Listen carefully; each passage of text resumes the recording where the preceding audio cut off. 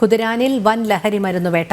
42 gram തൂക്കം വരുന്ന MDMAയും അതിമാരകമായ രാസലഹരി ഗുളികകളും പിടികൂടി. പൂത്തോൾ സ്വദേശിയായ വിഷ്ണുവാണ് പിടിയിലായത്. ഇന്നു പുലർച്ചെ രഹസ്യവിവരത്തെ തുടർന്നായിരുന്നു പരിശോധന. ബാംഗ്ലൂരിൽ നിന്നും ബസ് മാർഗമാണ് പ്രതി മയക്കുമരുന്ന് തൃശൂരിൽ എത്തിച്ചത്. കുതിരാൻ ഭാഗത്ത് ബസ്സിറങ്ങിയ വിഷ്ണുവിനെ പോലീസ് എത്തി പിടികൂടുകയായിരുന്നു.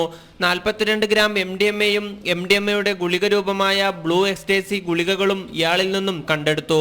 തൃശൂർ സിറ്റി ലഹരിവിരുദ്ധ സ്ക്വാഡും PC പോലീസും ചേർന്നാണ് പ്രതിയെ പിടികൂടിയത്. പിടിയിലായ വിഷ്ണു നേരത്തെയും ലഹരിക്കേസിൽ ഉൾപ്പെട്ടിട്ടുള്ള ആളാണെന്ന് പോലീസ് പറഞ്ഞു. വാളയാറിൽ നിന്നും തൃശൂർ റെയിൽവേ സ്റ്റേഷനിൽ നിന്നും കഞ്ചാവുമായി ഇയാളെ പിടികൂടിയിട്ടുണ്ട്. മണ്ണൂത്തി, മുക്കാട്ടുകര, നെല്ലങ്കര തുടങ്ങി തൃശൂർ നഗരത്തിന്റെ പ്രാന്തപ്രദേശങ്ങളിൽ വിതരണം ചെയ്യാൻ കൊണ്ടുവന്നതാണ് മയക്കുമരുന്നെന്ന് പോലീസ് അറിയിച്ചു.